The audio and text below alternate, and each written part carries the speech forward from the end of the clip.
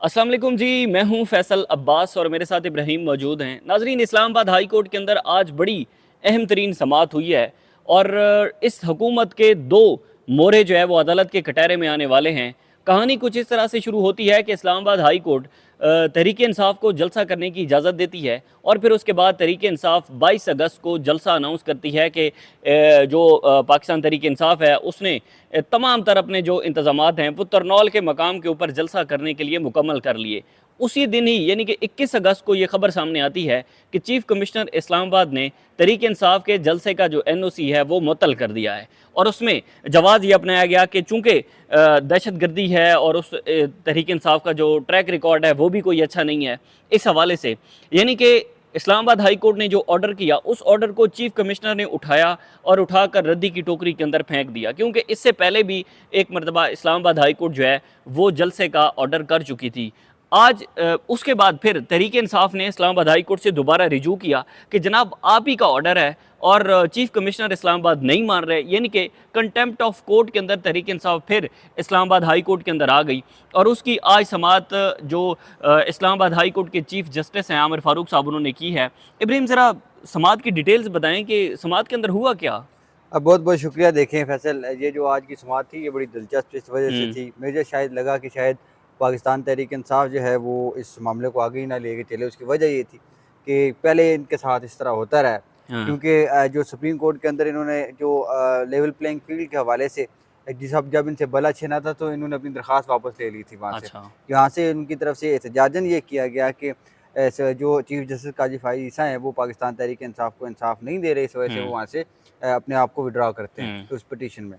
आज भी इसी तरह का मेरे ज़हन में चीज़ें आ रही थी, शायद इस तरह हो जाए, लेकिन नहीं। शोएब शहीन साहब पेश हुए, उनकी तरफ से ये बताया गया कि हमने 22 तारीख को जो है वो जलसा करने की इजाज़त मांगी थी। हम्म। पहले भी जो है वो आपको याद होगा कि गुज़िश्ता 2 माह में कई दफ़ा ऐसा हो चुका है कि जलसे की इजाज़त दी जाती है, बाद में हम्म। उसको उससे मुकर दी जाती है जो इस्लामाबाद इंतज़ामिया है।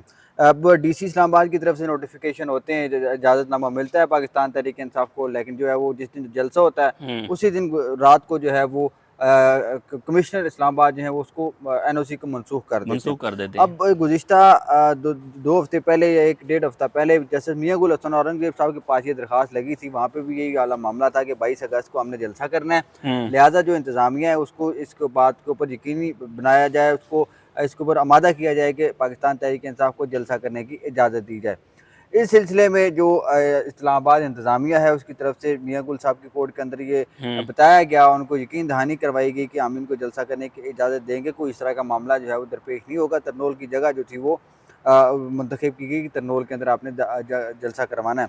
इससे पहले कि अगर आप सारे मामले को देखें, पाकिस्तान तहरीक इंसाफ की तरफ से ये बार बार ये कहा जाता रहा हमें जगह दी जाए। पहले हम्म। जगह का इशू था, जगह नहीं दी जा रही थी। परेड ग्राउंड हो या फिर F9 पार्क हो या हम्म। दीगर जितनी भी जगह हैं इस्लामाबाद के अंदर, उनका कश्मीर हाईवे हो, तो उनकी तरफ से ये कहा गया पाकिस्तान तहरीक इंसाफ की तरफ से कि हमें जगह दी जाए, हमें जगह की इशू है।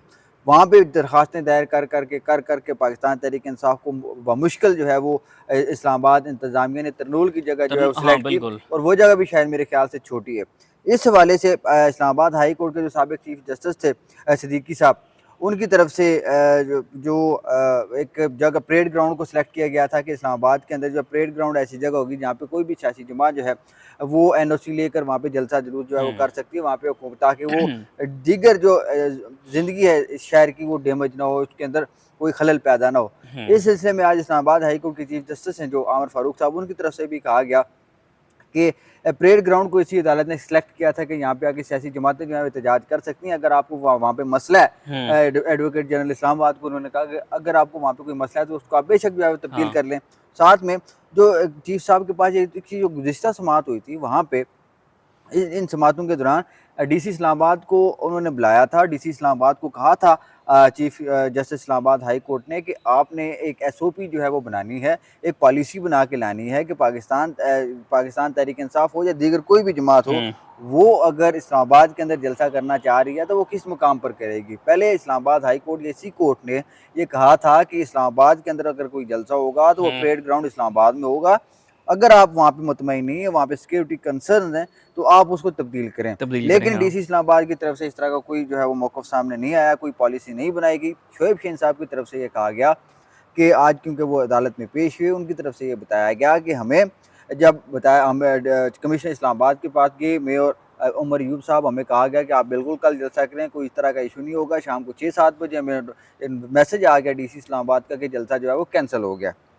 अब ये जो सारा मामला है ये चला गया है इस्लामाबाद इंतज़ामिया तक कि इस्लामाबाद इंतज़ामिया कैसे देखती है। वहाँ पे अच्छा शोएब हाँ। हुसैन साहब की तरफ से ये कहा गया कि ये जो सारा मामला है, आप दीगर जो जमातें हैं वो रेड जोन के अंदर दाखिल हो जाती हैं। रेड जोन के हवाले से भी इस्लामाबाद हाई कोर्ट के चीफ जस्टिस ने बारहा ये डीसी इस्लामाबाद से ये पूछा है कि रेड जोन असल में है क्या, किधर से है। वहाँ पर उन्होंने बताया कि डी चौक जो है वो अलग है, रेड जोन वहाँ के अंदर से शुरू होता है। रेड जोन वो है जहाँ पे किसी दूसरा आम आदमी का एक्सेस जो है वो महदूद ठीक होती है। है। अच्छा इब्राहिम, इसको हम वाइंड अप करें तो हम ये कह सकते हैं कॉन्टेम्प्ट ऑफ कोर्ट के अंदर जो चीफ कमिश्नर हैं और डिप्टी कमिश्नर हैं, वो जाहिर है फिर ज़ाहिर है उनके खिलाफ घेरा तंग होगा। आज चीफ साहब ने कहा है कि अगर आप इस तरह नहीं करते तो मैं क्या चीफ कमिश्नर को बुला के यहाँ पे उसके खिलाफ कंटेम्प्ट ऑफ कोर्ट का जो है नोटिस भी जो है वो मैं जारी कर सकता हूँ। और उनको हदायत जारी की है कि आप बैठें, चीफ जो कमिश्नर इस्लामाबाद है और डीसी इस्लामाबाद है वो बाकायदा पॉलिसी बना के लेके आए हाँ कि कहाँ पे आप जलसा करने की किसी सियासी बिल्कुल जमात ऐसे को ही है। इजाज़त ये दी जा बड़ी एक सकती है। तारीख को हम इसको कह लें कि जब भी तहरीक इंसाफ जलसा करने की उसे इजाज़त मिलती है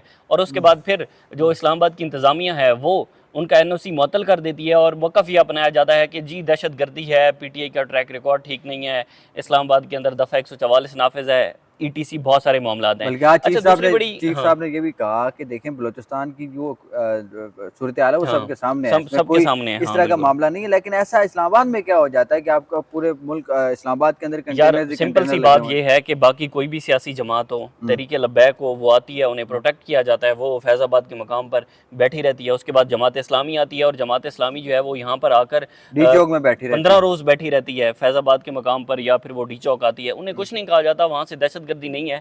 मामलात आप सबके सामने है। दूसरा बड़ा अहम तरीन आज डेवलपमेंट ये हुई है कि जो इलेक्शन कमीशन है, इलेक्शन कमीशन जो है वो मौलाना फजल रहमान पर उन्होंने नाअहली की तलवार लटका दी है। वो कुछ मामला यूँ है कि इंट्रा पार्टी इंतखाबात ना कराने के मामले के ऊपर मौलाना फजल रहमान को नोटिस जारी हो चुके हैं और उन्होंने इलेक्शन कमीशन को तलब कर लिया है। मामला कुछ यूँ है कि ज़ाहिर है बहुत सारी चीज़ें बिहाइंड द सीन चल रही होती हैं कि जो आसिफ अली ज़रदारी और मौलाना फजल रहमान की मुलाकात हुई थी जुडिशल पैकेज के हवाले से या फिर कुछ कानूनी और आनी तरमीम के हवाले से, उस पर मौलाना फजल रहमान के ज़ाहिर है बहुत सारे तहफ़्फ़ुज़ात होंगे जो कि पूरे नहीं हुए। इस्टेब्लिशमेंट इस वक्त उन हर उस मोरे के ख़िलाफ़ है, हर उस शख्स के ख़िलाफ़ है, हर उस सियासी जमात के ख़िलाफ़ है जो सियासी जमात इस मौजूदा निज़ाम को प्रोटेक्ट करने में उनकी मदद नहीं करती। मौलाना फजल रहमान आपके सामने उन्होंने कहा है कि जो यहाँ पर एहतजाज हो रहे हैं वो इस एहतजाज का हिस्सा बनेंगे, जो ताजरों के एहतजाज हो रहे हैं। मौलाना फजल रहमान के ख़िलाफ़ भी इस्टेब्लिशमेंट जो है वो सरगर्म है। क्या डेवलपमेंट हुई आज इलेक्शन कमीशन के अंदर? देखें ये गुज़िश्ता रात जो है वो एक प्रेस जो I call list I election commission की, वहाँ पे दूसरे नंबर पे ये लिखा हुआ था कि इंट्रा पार्टी इंतखाबात के हवाले से जो JUI-F है यानी कि जमीयत उलमा इस्लाम पाकिस्तान मौलाना फजल रहमान ग्रुप जो है उसको जो है वो नोटिस जारी कर दिया गया है और इंट्रा पार्टी इंतखाबात क्योंकि उनकी तरफ से नहीं करवाए गए तो इस वजह से आके वो इलेक्शन कमीशन को जवाब दें। अब ये जो मामला है ये बड़ा दिलचस्प होने जा रहा है मेरी नज़र में। वो वजह ये है कि अगर इन्होंने इंट्रा पार्टी इंतखाबात नहीं करवाए, इनके पार्टियाँ इनके अंदर अगर कोई मौजूद है, छूट मौजूद है, तो फिर तो चलो इनको कहीं ना कहीं रिलीफ इलेक्शन कमीशन से मिल जाता है क्योंकि इलेक्शन कमीशन ने माजी में भी पार्टियाँ इनकी बुनियाद के ऊपर बहुत सारे रिलीफ दिए हैं। ANP के इलेक्शन नहीं करवाए गए थे, 6 महीने की मोहलत थी, इलेक्शन कमीशन ने इनको 6 महीने का मौका दिया। पाकिस्तान तहरीक इंसाफ के जो इंट्रा पार्टी इंतखाबात के हवाले से जो पार्टी आइन है उसके अंदर थोड़ी रिस्ट्रिक्शन ज़्यादा थी, थोड़ा स्ट्रिक्ट था, जिसकी वजह से इलेक्शन कमीशन ने जो है वो बला छीना। फिर वो मामला बला छीनने का मामला से अदालतों के अंदर चैलेंज हुआ कि इलेक्शन कमीशन का इख्तियार ही नहीं है कि वो किसी से बला छीने।